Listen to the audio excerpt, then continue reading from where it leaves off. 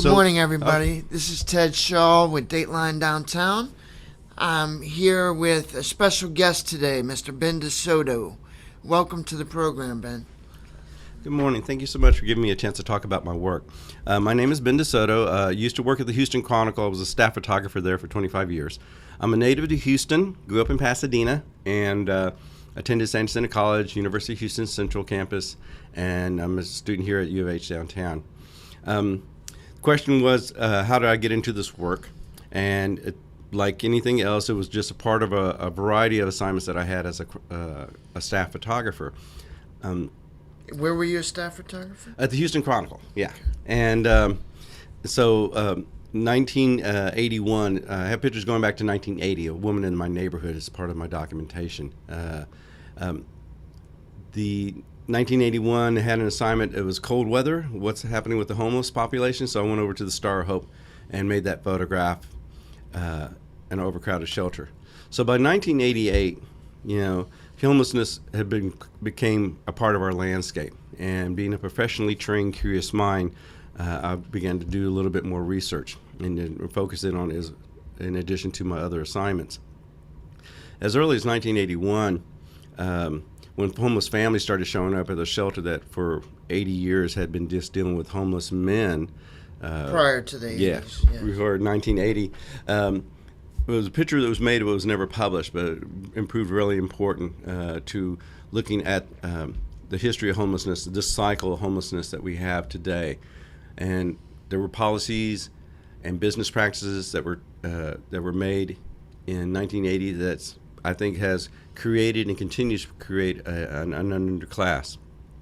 The documentary work that I'm hoping to do in the coming year with a Kickstarter campaign, a documentary movie called The Quiet Storms of Reform, aims to look at the institutional reforms that are going on in our health system, our court systems, and our foster care systems that's going to have a huge impact on our homeless population, but a huge impact on working poor families and communities across the nation. And so I'm real excited to be a part of that.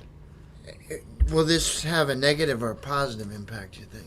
Oh, very positive, because these reforms are occurring even with the 3 strikes you're out and the mandatory minimums. It's occurring because people need this. They want changes and differences in how we do things. For example, more people get their health care needs or mental health care needs, medication through the county jail than they do through city, county, and state facilities. Sure. Same in Los Angeles. We have more people in prison than any other country in the world. And it's simply because this is by default. People have chosen these decisions as a way of solving a problem that is not solving the problem. And right now, after 35 years, public policy, federal policy is now embracing housing first and permanent supportive housing programs. And we just need to get people educated to the fact that these are the policies. Because it's been decided, it's easier to spend $23,000 to help a person get on their feet and stay on their feet than to let them live the way they are doing right now. Or to house them in prison. Or especially in housing them in prison. Especially, there's so many things that we can do to improve the way we do things, how we care for each other, how families and communities are given the tools to be able to care for themselves and each other. This is the core of it. This is the center that and I'm doing this based on my years of research, my years of firsthand observation, and just having a good, sensible mind and putting these facts in front of anyone. I hope, as well as my expectation, is that we're going to end up with more sensible policies. There's going to be support for sensible policies, simply because we can't do it any other way. Sure. Just to look in the long eye of the reform systems. Seattle began their mental health courts because a homeless person who was in and out of system, killed and attacked Santa Claus. It was a retired firefighter, grandfather. He came out of a sports stadium and he was attacked by this homeless guy. And in Florida, one community basically confronted the police because they got tired of having the police killing their retarded children. You know, and so these reforms are coming from the community base. The 3 strikes and you're out, the mandatory minimums, these are elites dictating policies that are based out of fear, in my opinion. You in your documentary that you're working on, you briefly talk about how almost all of the homeless population has a medical or psychological disability. And I'm sure being homeless aggravates that. Do you think homelessness causes PTSD? It's kind of the chicken or the egg. Yeah, because once you're in that state of active trauma, there's no post to it. And so you're in an active state, and whatever resources you have or whatever resources you're able to bring to that are there. And so it's very interesting to look and have questions. One of the things I've been very blessed with as a journalist, and I had a course in cultural anthropology earlier in the year here, and it gave me a chance to look at 30 years of work and look at it with completely new eyes. And so I'm just really grateful for that. And to see how people, when they're confronted with homelessness, how they revert back to a more primitive lifestyle, that of a forager. And everything that would have been described to someone living in a rainforest is happening here on our streets today, except they're living in an urban jungle. And they're foraging not for places to hunt, to fish, to harvest. They're living on a 6-mile stretch of Main Street near the places where they get their housing, their sleep, things to sustain them on a daily basis, their medical care, and identity verification in the hopes of finding work. And the reason that they're scattered on a 6-mile stretch because there's an overall policy that exists, and I think it's a poisonous policy that tries to sort deserving and undeserving poor. Sure. I mean, to try to do that work is like going up to someone who's abandoned a ship that has sunk. They're in their life vests, they're bobbing around in the water. You come by and you say, well, just pull yourself up. Yeah. If you've been in the water, you know that's pretty hard. Yes. Or turn to them and say, well, just keep going in that direction. Eventually you'll find the shallows and you can walk yourself out. Sure. The reality is that when people are in that state of trauma, you know, and that's usually a combination of life events as well as the resources to support you as a person, that family, the finances, the friendships that you have, a faith, which is going beyond just a mere formal religion, but a way of looking at the world.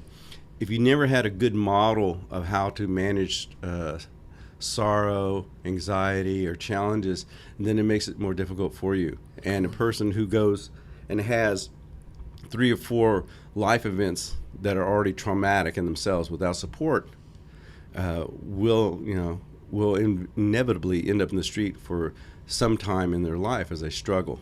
You know, especially since our economy is such a right now that it's designed to profiteer over the basics of living. Sure. We just had the opportunity to interview a student here, Christopher Sharp, who was able to pull himself out of homelessness with some public assistance. But he said that, you know, our system places the blame on the homeless person instead of the policies. Right.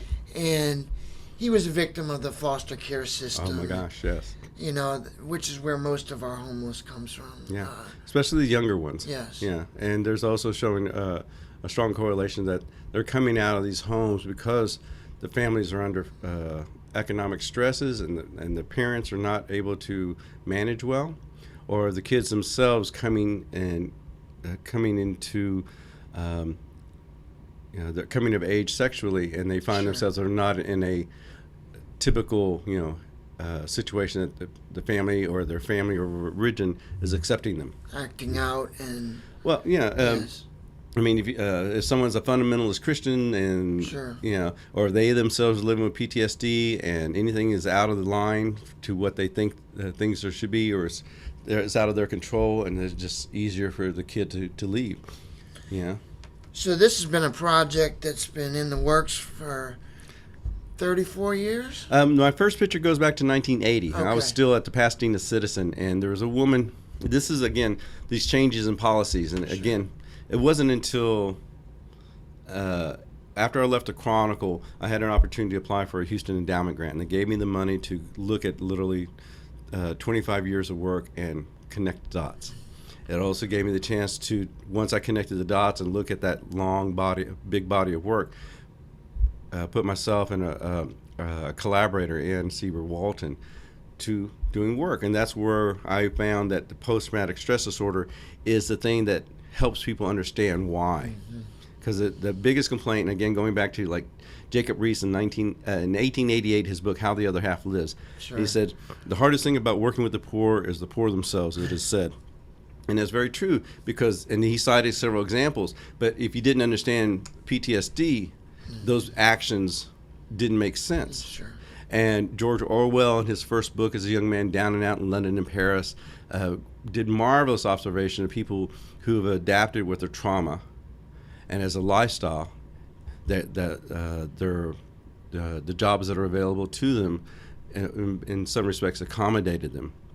You know, when we talk about there are inner city neighborhoods that are pockets of poverty and craziness, there are also pockets of accommodation for people who are inactive in their PTSD. The addictions, the drugs, the violence, survival sex. Yeah, these are all things like that that exist, and especially the survival sex, especially specific to teenagers who are living on the streets. And you know, so in the early 1980s, I mean, with the economy change, this woman that I photographed in 1980, interesting story, and I'll tell you real quick, and you can edit that out if necessary. And you're still in contact with this woman? Oh, she's passed quite a few years, but her story is an example of this interface between public and private. So there was policy changes at the federal level to allow people to repair their homes. It was being administered by the city, and the city inspectors came up to the house, and you can see from the photograph there's holes in the roofs, holes in the floor. It had just deteriorated around her. Her son was mentally diminished, and so she applied for these funds. And these city inspectors go, wow, this is really just too far gone to repair. In fact, you shouldn't be living here. And they slapped a condemned sign and left. My mother says, tell this woman's story and see if you can help her. Yeah. And by telling her story, it was, recognizing this, that, she could apply for Section 8. And, she can now participate in the adult Title VII programs that we have, adult daycare programs. And in fact, I had someone come back and tell me a few years ago that in the 1980s was notorious for all the corruption because of the change in the HUD under Reagan. And his HUD director actually went to prison. That while there was a lot of graft going on, there was that lack of oversight also allowed people to do good things. So one of the things that happened in Pasadena in that region was a lot of housing that was provided for seniors that came into place, other programs that came into place, because, it was kind of a place, so if you wanted to do good, you could. If you wanted to be an evildoer, and feed your greed, it had that situation for that. And so, it's good to know that you can tell a story and have an impact. So again, accumulating stories, separating them, making these connections to Ben White and Judy Pruitt and telling their story. So we have 2 decades of their lives to look at some of the underlying causes of chronic homelessness. They help me to have an understanding of PTSD as a component that we need to understand how it is an active component. 2 people can lose their mothers, 2 people can be an orphan, but how that manage, how they can deal with that, you just need 1 or 2 more life events, and then you can be gone, Sure. And unable to struggle, compete. Can you give us the name of your work and where people can find it? Okay. The documentary is going to be called The Quiet Storms of Reform because of the things that are going on right now here in Houston, in Harris County, in our court systems, foster care, and our medical care. And they can get more detail at my website at bendesotophotography.com. And it's going to be all under the Quiet Storms of Reform.